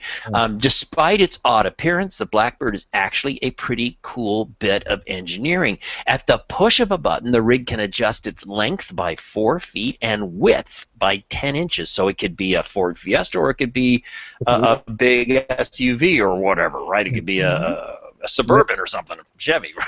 Different you can accommodate different wheelbases. That's exactly right. Yeah, and it goes on to say that would sure come in handy when parking in Los Angeles. A little tongue-in-cheek joke there. In addition, its electric motor is programmable, giving it the ability to emulate the driving characteristics of many different vehicles. Very clever.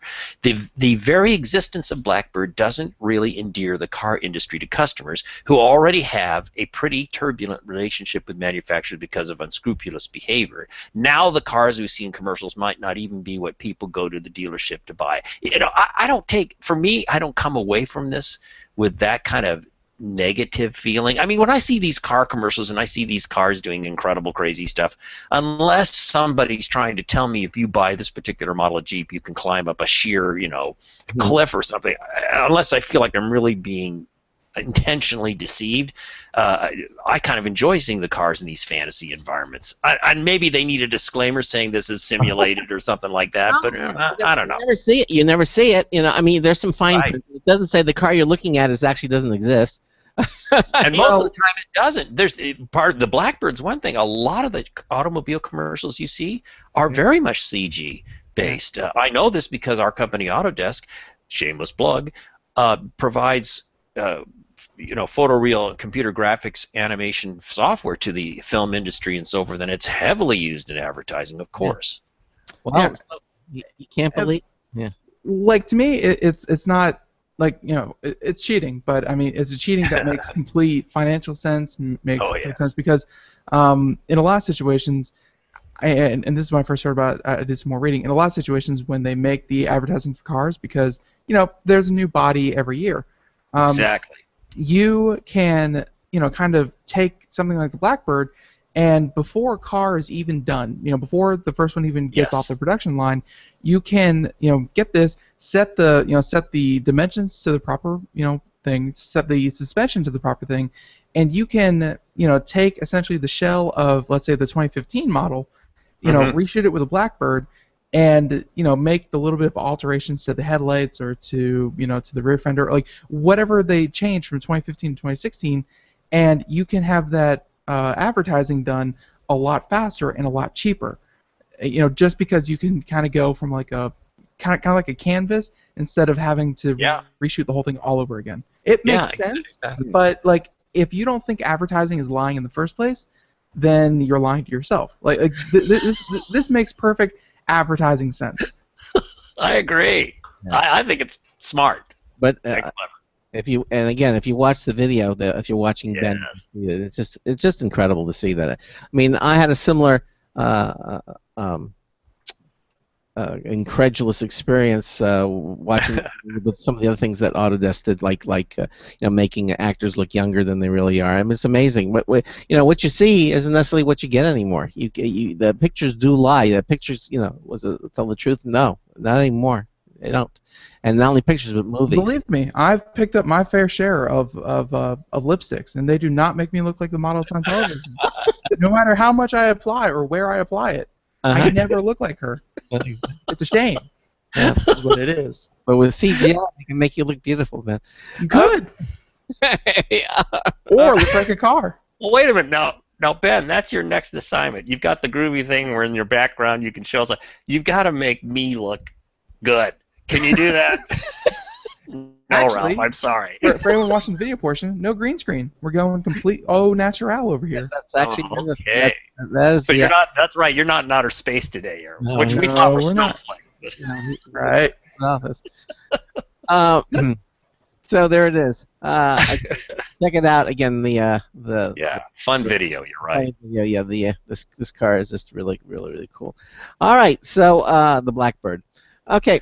So we can gush about it, but we're never going to get it as consumers. It's never going to be a consumer car.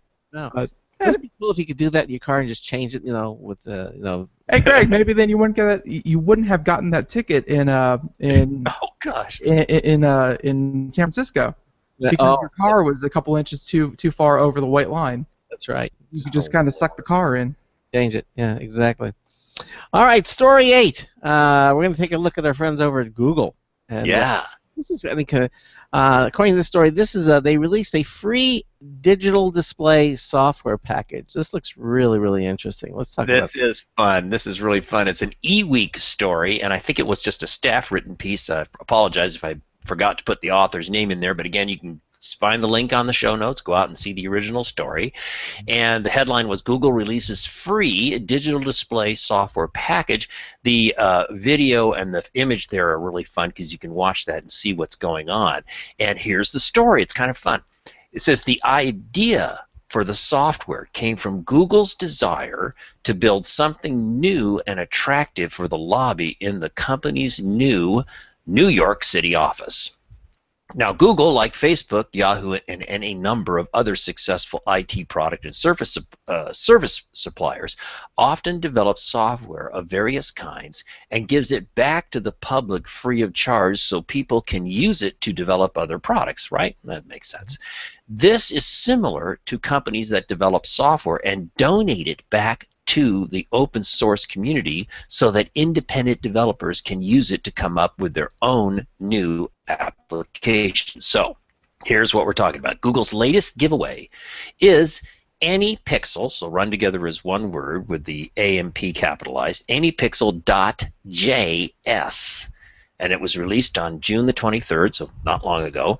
This is a new open source software and hardware library that makes it possible to use the web to create big, unusual, interactive displays. Now, if you don't have the show notes, you might be thinking we're talking about a bank of flat panels. No, not at all. You can see it's all made up of these little like arcade game buttons, but I'm jumping ahead of myself here a little bit. It goes on to say anyone can take and hack the code and the schematics to create their own display at any scale or level of expertise, according to Google. And there's a link here in the show notes. You can go and see what it looks like. The idea originated from Google's interest in building something new. Oh, we've already mentioned that, for their lobby of their New York City office. There's a quote here. It says, "We wanted something that was big, could display a lot of different stuff, and most importantly, was really fun to play with," said a Google spokesperson to eWeek that did the story here. And it goes on with another quote. "A giant screen would have been pretty easy, and simply touching a screen wasn't that much fun either. So we used," here's the fun part, "we used 6,000 light-up arcade buttons acting as interactive pixels controlled by a web page. Then we decided to open it up to developers to see what they would come up with. In the first AnyPixel.js display, Google used 5,880 off-the-shelf arcade buttons as pixels. Like a touchscreen, every button is interactive." So you need to see the video. You need to do that so you get a sense of what we're talking about, and then start thinking to yourself, what could you do with this? It could be purely entertainment. Could be informational dispensing. It's just a fun thing that the folks at Google came up with. Yeah, no, it looks really interesting, and of course, Yeah. nothing explains it better but just watching the video, and you can see. Yeah. I think Google obviously took it to the extreme, because this was their idea and they wanted to do it big. I don't think many people are going to do a 6,000 light up arcade button display, but it's nice of them to kind of anypixels.js. JS I assume means JavaScript, but giving the code out. And I can see a lot of different places that they showed the wiring behind it. They showed how to put it together. Yeah. It's definitely different than a giant LCD display, and I can bet it's going to be a lot cheaper. So I could just a nice freebie from Google, I'll say. I could see one of these in your room, Ben. It would look. Oh no, like an entire wall art piece. I mean, again, I don't know how the conversation went from the intern at Google who had to order 6,000 light-up arcade buttons. I don't know how that went, but they don't seem that expensive, and the whole thing could probably be done for a couple $100 if you wanted to do it like on a wall in your home or something like that. And again, you guys grew up in the arcade era. Arcade buttons are just fun. Yeah. Oh yeah, and durable. And one thought I had was, if they're durable enough, could this not be a floor installation? Why does it have to be a wall? And then you could have some fun things happening if you step certain ways or whatever. It could just be kind of a random fractal generated weirdo something or other. I think you missed those disco dance floors from the 70s. Disco dance floors. Disco never died. Those little color like plexiglass inserts, and you'd move around and they change colors, or at least you thought they changed colors. There was a lot of drug usage in those days too. So let's press on to story 9. Now, we actually talked a little bit about this in one of our news stories, but I want to take another close look at this. Yes. Because this is actually very because it seems almost too good to be true. Yeah, right. But evidently, India, in story 9, India has a smartphone that they're going to begin shipping now. I guess it's actually already shipping. Right. But the big thing is this smartphone, which has a really nice screen, looks really best and everything, costs $4. $4. Now, how are they doing this? How do they do it? Yeah. Well, you'll find out it doesn't cost $4 to make. They're going to sell it for $4, all right? Because it's the old classic thing of, if I sell you the shaver for very, very inexpensive, and then I get to sell you blades forever and ever and ever, right? So it's a similar to that in a sense, but it's still an intriguing concept. You take an enormous country like India, and of course, a large part of the population is not wealthy, and so how do you put this kind of technology into the hands of a large number of people who otherwise would never be able to afford a iPhone or something like that. We'll get it down to a price that it's just so affordable, $4. So this story comes from an outfit called TNW, a story by Nate Swainer. India's $4 smartphone will begin shipping next week. So the story was filed on the 26th of June. So as Craig mentioned, it's already out there. You can see a little picture of it. It's kind of interesting. And it says, earlier this year, a $4 smartphone meant for the rural Indian market was announced, sending waves throughout the industry. Believe it or not, it's real, and it's about to start shipping. The Freedom 251 is now set to start shipping on June the 30th, so it's already started, to those who pre-ordered the device.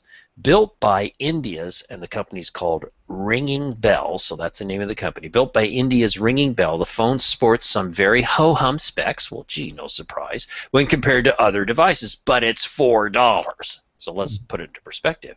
Yeah. But actually, if you look at the specs, it's, I don't know, it's pretty adequate. Well, I mean, not by competitive standards, maybe with the Super Galaxy, whatever, from Samsung or latest iPhone, but anyway, it has a 4-inch screen, an 8-megapixel camera on the back, a 3.2 megapixel front-facing shooter for selfies, and 1800 milliampere hour battery powers the 1.3 gigahertz quad-core processor, and 1 gig of RAM, and there's also a mere 8 gigs of storage. But gosh, guys, for a unit that they're going to price down in the $4 range, geez. When it was announced, the device drew a lot of side-eye looks for its price point. So obviously people following the industry were kind of going, what? Wait a minute. So much so it caused the India Cellular Association to lobby the country's telecom minister to figure out how Ringing Bell, the company, was accomplishing the feat. Speaking to the Indian Express, Ringing Bell's founder and CEO Mohit Goel says, quote, "We learned from our mistakes and decided to go silent until we come out with the product. Now we have a 4-inch dual SIM phone ready for delivery. I feel vindicated." Of course, that doesn't exactly tell you how they pulled it off at the price range. Yeah. The $4 price point is approximately for the RS-251 and won't make Ringing Bell any money unless it's wildly popular. So two things they're banking on. Huge numbers of Indians, particularly in rural India, purchasing it. Obviously, they're going to have to purchase some kind of service. So it's the razor blades, not the razor itself. Right. You got to think of it that way. Right. And then it just goes on to say, Goel, the founder of the company, said there's a RS-151 loss on each device. I'm not quite sure what that means. I think it's meaning to say it's sold at a loss. But it's the happy that the dream of connecting rural and poor Indians as part of the Digital India and Make in India initiatives has been fulfilled with the Freedom 251. So it's made in India, and it's all part of India's Digital India combined with Make Things in India initiatives that they have going on in that country. So, you know, I just thought this is an interesting thing. Yes, it may be a loss leader kind of sale, but, you know, kudos for trying to find a way to make it possible for very, very low-income Indians to have access to a smartphone. Right. Just some quick things here. The RS-251, the RS-151. RS stands for the Indian rupee, and RS-251 is about 251 rupees. There you go. Thank you. Right, which comes into about $4. Gotcha. Thank you so much. That helps. Yeah, that threw me off a little bit. I was kind of going, what? So right. There. Yeah, the RS value again. right. The RS is the Indian rupee, and yeah, you know, everything I heard about this, and I love it that like this is obviously made for India, you know, and for people who, you know, to use your razor kind of analogy. A lot of Indians don't have a razor, and I don't mean a face razor. I mean a lot of Indians don't have a smartphone by any means. Right. So to even be able to get a razor in their hands, you know, admittedly there might be some pain getting the razor blades, which is, you know, obviously the data plans and the cell service. Right. But at least they get the phone for $4. That's nice. Everything I've heard about the phone, when Westerners review this, you know, they say, "What a piece of crap." You know, they say this phone is on par with, let's say, an iPhone 2 or 3, you know, way back there in terms of our phones. But, you know, it's not really made for us. It's not made for people who are used to dropping $600 on a Right. phone and who want a certain level of quality. This is meant for people who have never had a smartphone in their lives. Well, and Ben, to your point, a population that may never have had a phone of any kind, Right. right? So suddenly, rural Indians and very low-income Indians can have at least, I mean, if nothing else, for family communication, safety, and so forth, and then maybe they probably, and I can completely understand this, if just having a phone and being able to text message, I'm a happy person. They're not going to be worried about watching Netflix streaming or sports, or it's just basic Right. human communications, and so I think it's a positive thing in that regard. Pictures, videos, recording voices and recording people, like all the things that we kind of take for granted here, they now have access to this with a $4 phone. Some of the other research I found about this phone was that while it's a stripped down version of Android 5.1, or whatever the name of that one was, it's a stripped down version of Android 5.1 that it runs on, but it does come installed with a bunch of apps that pay to be on there. So it comes with what we would call bloatware that could be uninstalled. But that's another reason why they were able to subsidize the phone, was that companies were promised, hey, we're going to sell millions of these things. Put your app on this, and you're going to have millions of new potential customers. I wonder if Makes they offered an option to those companies to make it non-removable, that they have people on it. I don't know. Hey, listen, we're at the bottom of the hour, and we've got lots more. One story I want to do. The next story is 8 ways virtual reality is for more than just video games. I want to talk about that. That's all coming up. We'll also have a social media winner of the week. We're going to announce that as well. Ralph Bond continues on with us. You're listening to the Computer America Show. We will be right back. Hi, this is Craig Crossman, host of the Computer America Show. You have important meetings to schedule. Your company's getting ready for its IPO, and you're in charge of the PTA fundraiser this month. So how do you coordinate everyone to be available at the same time? Are you still using emails, phone calls, even text messages to schedule meetings with a group of people? How's that working out for you? That's so great, huh? It's a fact that every day, millions of people suffer from scheduling headaches. Well, with Doodle, scheduling meetings with a group of people is quick and easy. With Doodle, you can easily propose available times to each member. Each one checks off the times that they're available, and then you simply pick the time that works best for the group, all in an easy-to-read display that integrates with your existing calendar. Nothing could be more simple. Give Doodle a try for free, and like millions of Doodle users, you'll truly see how easy it is to find the perfect date and time for all your meetings. That's www.doodle.com.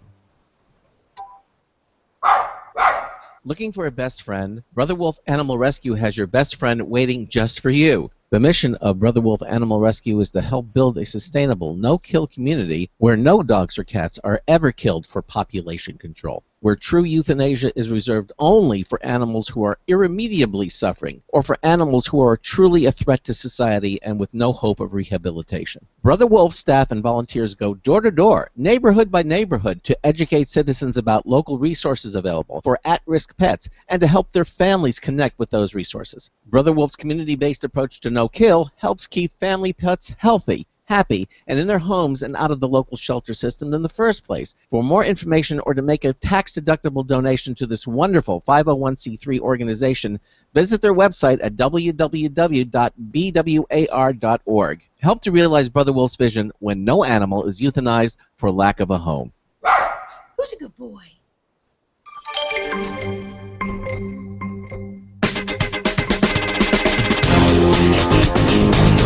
Oh, I wish they made a protectant with SPF Infinity. Marty Winston with the News Tips Bulletin Review for Computer America, this time MagVent. Sure, you can build a computer with your eyes closed, but the last time you had to replace your dryer. Exactly how nimble did you feel, especially when it came to attaching the two ends of that flexible hose at both the dryer and the wall? We got in 2 models of new MagVent for review. One of the models is for straight-ahead connections, the other for right angles. The one that you use depends on which wall has the vent connection. You screw a bracket onto the wall and clamp a receiver onto that with a push. Its separate companion piece has flex duct that you fasten to the dryer, Both have strong ring magnets, so when you bring them together, they automatically self-align and hold tight. Bottom line, MagVent gets a grip on simplifying dryer installation. Marty Winston, News Tips Bulletin for Computer America. And welcome back to the Computer America Show. And as promised, last hour, if you were paying attention, it is time for our social media giveaway of the week. Is it that time already? It's that time already. It was a short week, 4th of July Monday. It throws everything off. All right. Well, I see Ralph has his his drumsticks for the digital drums in place and ready. Always prepared. Yes, he is. And so I say let's do it. Again, this week's social media winner is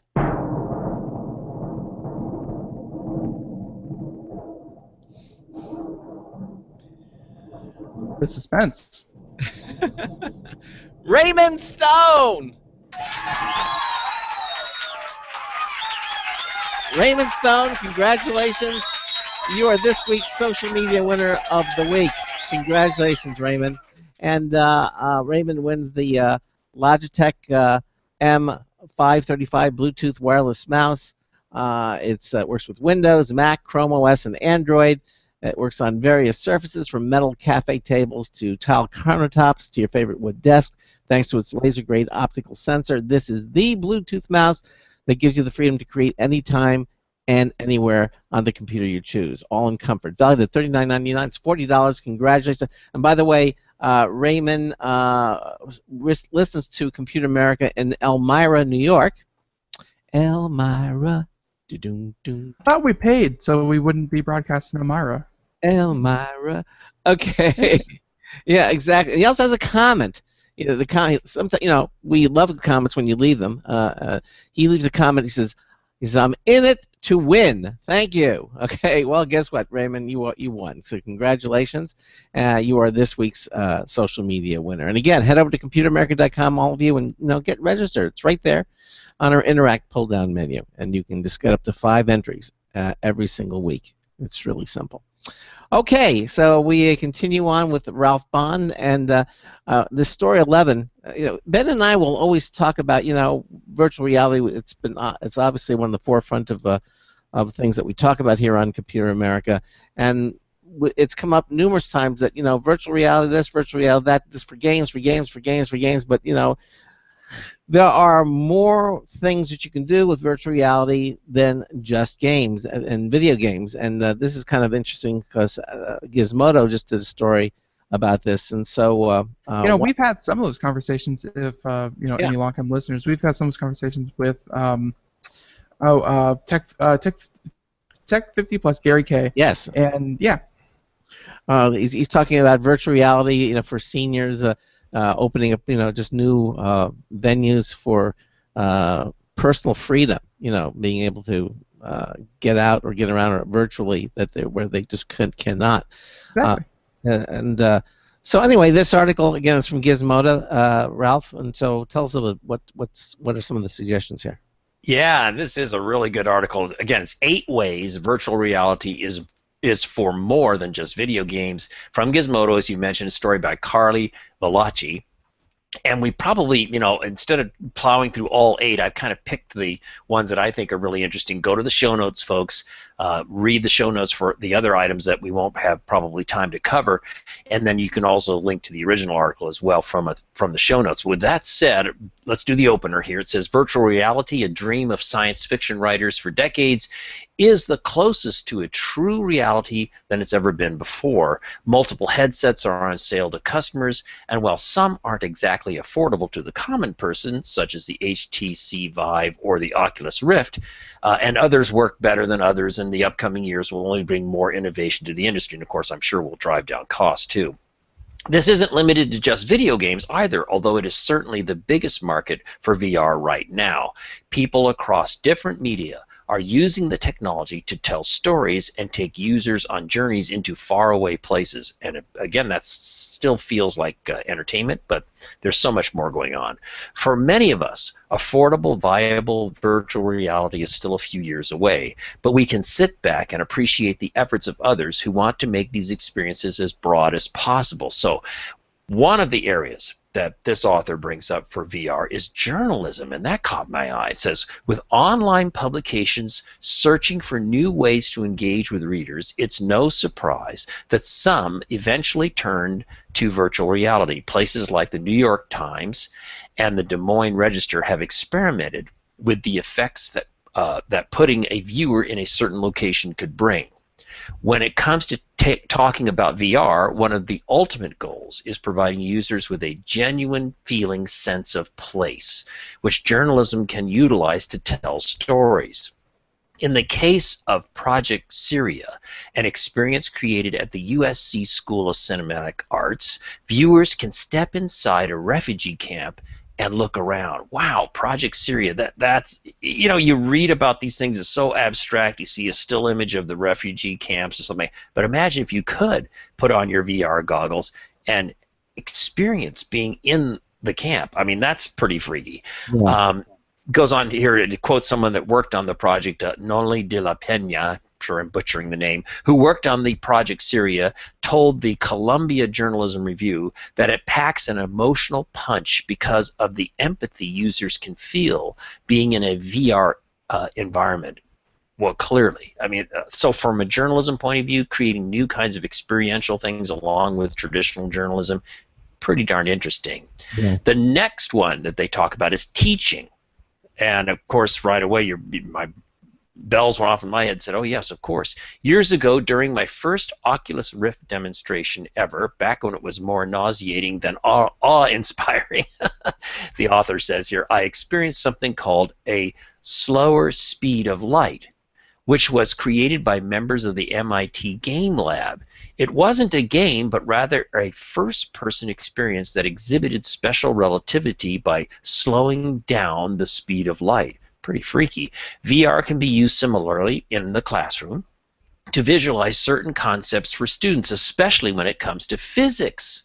Even back in 2009, teachers were speculating about whether VR could be used to accentuate one-on-one instruction. And of course, the military has been very big on this use of VR as well. Here, for example, there's a photograph in the show notes of a serviceman. It says a VR simulation at the Magdagen Army Medical Center at Fort Lewis in 2007 that was being tested to help veterans with post-traumatic stress disorder, right? So kind of an interesting thing there. I'm going to skip over the next two here, several here, and go on all the way down. What? Okay. If you want to override my decision, what would you like to go into? I was waiting for number 4, but okay, go ahead. Porn. Yeah, porn. I thought, should I do it or not? Okay. No. Okay, because Craig asked. You know, fun fact about that, real quick. There were a couple companies that invited me out at CES to to go to their private suite, and they're like, "Hey, we got this thing set up." I'm like, I like the, in the spirit of Vegas, I probably shouldn't, but yeah, that's going to be a do not mistake. Even though we're not going to do it here on the show, number 4, porn, is going to be a huge driver of virtual reality. Well, yes, it is, and yes, so okay, we'll do it because Craig wants to do it, and what happens in Vegas? We have time. We have time. Sure. Here we go. Sure. So, number 4, porn. This seems like the obvious one, and it's only a matter of time before the adult film industry got their hands on the hardware. That's kind of a pun. In March, Pornhub launched a free VR channel. Pornhub launched a free VR channel that featured 360-degree videos with people in environments interacting with the user.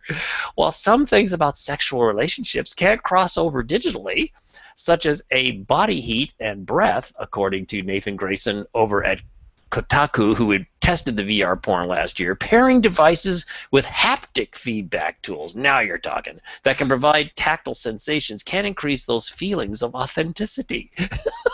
Well, there you go. Why did they include the picture of the priest using VR? That's Well, religion. But that's for religion. But you're right. The placement, Oh, okay. Yeah, the placement of the photograph is really bad. It should be after 5, not before 5. Yes, agree. So it talks about religion, talks about entertainment, which is sort of an obvious thing, Netflix and so forth. But maybe if it's cool, we'll jump down to number 7. Out of the 8, space exploration. So that really caught my attention. Many of us alive today probably won't experience the realities of space exploration at all, let alone in the next few decades as scientists work to get the first man on Mars and improve technologies for longer journeys. VR is a decent substitute for 2016, with organizations such as NASA releasing things like a panoramic Mars viewer that places you directly on the red planet. That sounds intriguing. This can be a great educational tool for students and provide a direct view of the places that so few of us will get to go to in this lifetime. Certainly that's true for me. Number 8, museums. Always a great use here. In the same way that VR can implant us into the future, it can also go in the opposite direction. The British Museum already use the technology to transport visitors into the Bronze Age. And there are more ways that museums can create virtual exhibits. Tours in some of the world's most famous museums can help those who wouldn't be able ever to travel, while others can provide experiences that couldn't get in a crowded museum setting. It can also help people to travel to historic landmarks, such as the White House, for example. Now we just need a way to make the White House tour more interesting, kind of a joke at the end here. But you made a good point, Craig, earlier about maybe if you're disabled or you're very elderly and being able to go places and do things physically is just not a viable option for you, or it's such a difficult process with the wheelchair and all these things and so forth. But imagine if you can go and have these VR experiences, you could have your whole world could open up to an experience that's different than just watching a TV show or something, right? So yeah, I just thought this was a great article. Do check it out, everybody. It's a really good one. There are 8 points they talk about where VR is more than just games, and I'll throw in one that's not here on the list.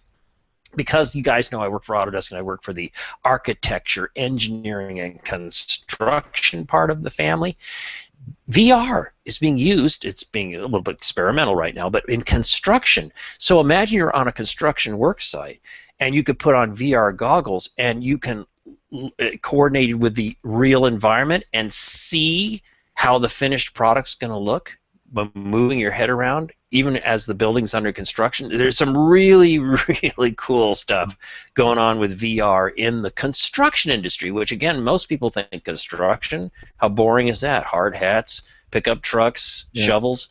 No, think again. It's all about technology as we go into the future, including virtual reality. Yeah. By the way, we did get a comment from Star Fortress here when we were talking about the truck. Yeah. He says it's a pantograph system. The arms on the truck raise and lower to contact the wires overhead from below. So anyway, just there you go. Thank you, Fort, for that. There, you see, a close examination of the photo led us to conclude or deduce or suggest that that's a possibility. Thank you, Star Fortress, for confirming. Okay, now this next one. I mean, let's face it, drones are all over the place, and it's causing problems as well as an immense amount of fun that you can have with them. But evidently, the FAA is going to set a set of guidelines or rules for commercial drone. Right. And this is interesting. You know, I've noticed drones more and more. I was watching HGTV not too long ago, and I realized that all these wonderful panoramic views, everything, it's not helicopters, they're drones. People are using them, and they're just gorgeous aerial shots of houses. Yeah. And you're getting to see this. And one of the things that kind of drew my attention to it, because one shot, you could see the shadow of the drone, you know, from way up. You could see the shadow on the ground. It just cut it in a funny angle. And at that point, I realized that most all the aerial photography that we're seeing today is being done by drones, because it's certainly a lot more economical to do it. Oh boy, yeah. A helicopter and a pilot, you know. So you bet, guys. You put stabilizing features onto the cameras and so forth, and to drone up. Hollywood's all over it. I mean, it's a huge cost saving. Yes, it is. So anyway, the FAA has some commercial drone usage guidelines, evidently, for the Story 12. Yeah. This is from TechCrunch, story by Frederick, and I'm going to butcher the last name, Lardinos, Lardinois. So forgive me, Frederick, for butchering your name. But it is all about the FAA's new rules. And this is some pretty significant stuff for the commercial community because, as you fellas know this, because of some of the goofy things people have done, stupid things people have done with drones, inappropriate things with drones, or flying them around airports and interfering with all this, created this very negative, popular or public perception that drones are fun and groovy, but they're also a pain in the butt and causing trouble. Well, the FAA rules that just recently went into effect are going to help, especially in the commercial area. So here they are. You can scroll down these show notes. You can see, read along with us here. It says the U.S. Federal Aviation Administration, aka the FAA, today. So this was published on. I don't have the date, but I know it was only like a week or so ago. Today published its final. The date was 2016-06-21, so... thank you. 2 weeks ago. Yep. Got it. I knew it was recent. So they published their final operation rules for commercial use of small drones weighing under 55 pounds. So that's the category we're talking about. These rules will guide the first major expansion of commercial drones after the FAA's earlier limited exemption process for commercial operators. The rule also establishes a process for licensing commercial drone pilots. Now, here they are. The new rules include pilots must always remain within visual line of sight of the drone, something that prohibits any kind of long-distance drone use, including even the most basic delivery drones. So remember the story about Amazon wanting you to deliver your packages with drones and so forth? There's some interesting implications here. So the operator has to be able to see the drone at all times. Again, drones 55 pounds or under is what we're talking about. Next bullet. Commercial drones will only be allowed to operate during daylight hours or civil twilight. Civil twilight? What is uncivil twilight? Is there polite twilight and impolite? We have to look that up. Twilight? We got to, somebody Google that right now for us. Civil twilight. Isn't that interesting? There must be maybe a time range by time zone or something that's considered twilight and still acceptable. So Civil Twilight is a band, so that's fun. Yeah. Oh, well, okay. Next one. Maximum altitude to operate a drone is 400 feet above the ground, not 500 feet as most had hoped. So there's a little lower altitude than a lot of the people in the community were hoping for. With the exception that you are allowed to operate around a structure that is higher than 400 feet as long as you stay within 400 feet of that structure. That's kind of an interesting algorithm. Pilots must get a remote pilot certificate or be under the supervision of somebody with a pilot certificate. To do so, they will have to pass a knowledge test and be at least 16 years of age or older. New pilots will also have to be vetted by the TSA. Reaction to the new rules has been mostly positive. There's a quote here. This is a watershed moment in how advanced technology can improve lives, as the small unmanned aerial UAS rule for drones allows companies, farmers, researchers, and rescue services alike to explore how drones can let them do more at a lower cost and lower risk, said Brandon Schulman, Vice President of Policy and Legal Affairs for what are DJI? I don't know what organization that is, guys, but anyway, it's an interesting set of things. They talk about the 400 feet limit for altitude, with the exception of buildings, and that brings me back to another way advanced technology like drones is impacting the construction industry. Because, guys, one of the things that's going on in the construction business these days with high-rise construction, or not even necessarily high-rise, using drones to inspect things. I've heard a story about a high-rise building under construction where it cost a fabulous amount of money to send human beings up to inspect certain parts of a structure, but they could fly a drone up and take photos and give live video feeds and do the inspection that way at a sub-particle fraction of the cost of sending up human beings, and of course much safer. So the idea that you could fly a drone 500, 600 feet off the ground so long as it's associated with the structure, has some reason for doing it, is a good exception to the rule of the altitude limitation that this new FAA regulation sets up. So yeah, an interesting development in the world of drones. Well, let's see. Two things here. First of all, DJI is a drone company from China. I believe we had them on the show. I met them out at CES, and I think we had them on the show talking about their different consumer drones. So, yeah, if you listen to the show long enough, yeah. The other thing is Twilight, Civil Twilight. Found a definition, finally, that isn't a band. There is Civil Twilight, which is 6 degrees when the sun sets 6 degrees below the horizon. So, obviously, even though it sets below the horizon, there's still plenty of light. So, 6 degrees, that's Civil Twilight. There is 12 degrees, which is nautical twilight. So I guess if you're sailing, there's still enough to do what you need to do. And then there's 18 degrees, and that is astronomical twilight. So just after astronomical twilight, you can start doing your astronomical things. So civil twilight is that very first part of twilight.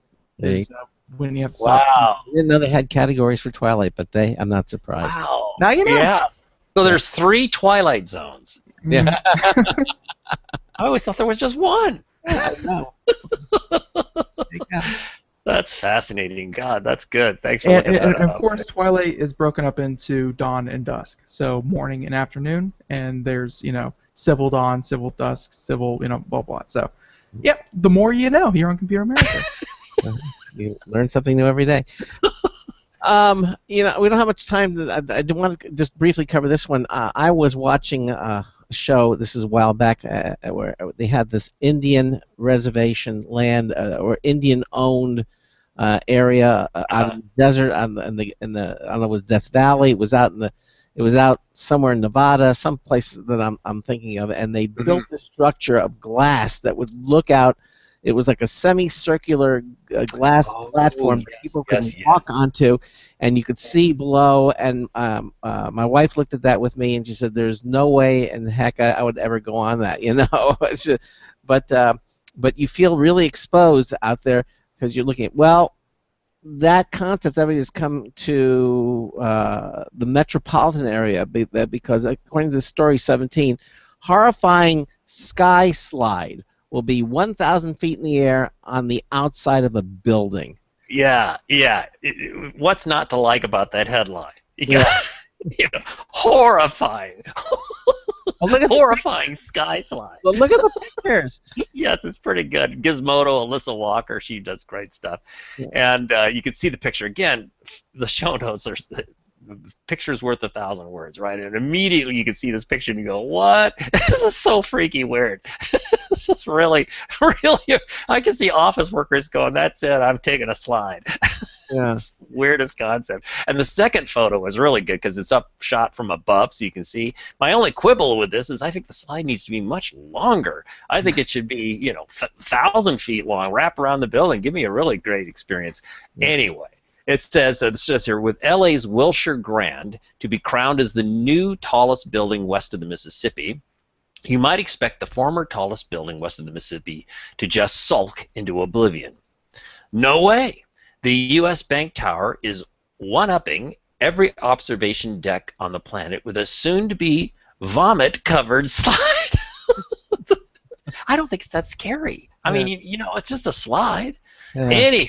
Yeah. Soon to be vomit-covered slide on the outside of the building. Yeah. Curbed LA has the details. That's an outlet, online outlet. Yeah. On the Sky Slide, a 36-foot glass slide designed by M. Ludwig and Company that will allow visitors to travel from the 70th to the 69th floor on the outside of the building. Again, the concept's fun, guys, but I think it could be much longer. But it's a start. The glass that broke that one time, but it was supposed to. I don't quite know what that's a reference to. The Sky Slide should be open in a few months and will require a separate ticket for access. That's $25 to get to the observation deck. Yikes! Which was designed by Gensler. Gensler is a very famous design firm. And an extra $8 to slide down a piece of glass for 3 seconds, even though you'll probably close your eyes the entire ride. Not for $8. I'm going to look. But I'm guessing right now that getting tickets to this thing will not be easy, especially since they'll have to spend so much time fishing out the people who faint. I don't know. Listen, I just can't see that being that scary. I think you're totally in case there's no way you're going to get into trouble. Yeah. So.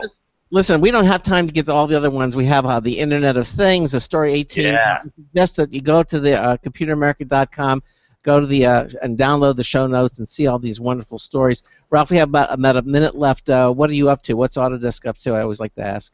Well, a fun thing to look at is the Smart City Challenge, which is actually the U.S. Department of Transportation. They awarded the city of Columbus with the $40 million grant to do some very advanced things in transportation, and of course Autodesk is going to be helping them out with our software innovations called for designing roads and so forth and so on. InfraWorks 360 is the name of our technology, so we're very excited about that. And again, a Smart City Challenge, look it up.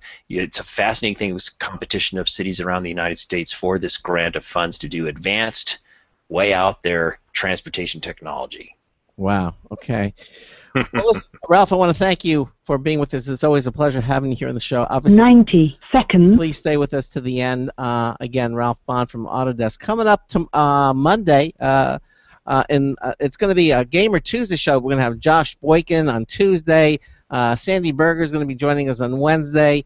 We're going to have games on the show on Thursday. The GAEMS. They were on the show before. Ben has the games monitor. They've got something brand new that they're introducing, which is the rail system, which looks really, really cool.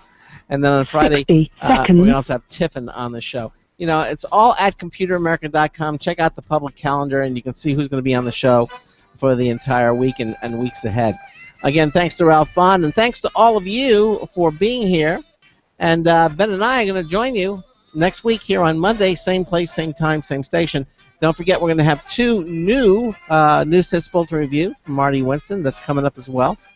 Get out there and catch a new movie. Do something fun. You know, have a great weekend, and Ben and I will see you on Monday. So until Monday afternoon, this is Craig Crossman hoping that your hard disk never becomes floppy. We'll see you Monday. Have a good one, everyone. Bye-bye. 10 seconds.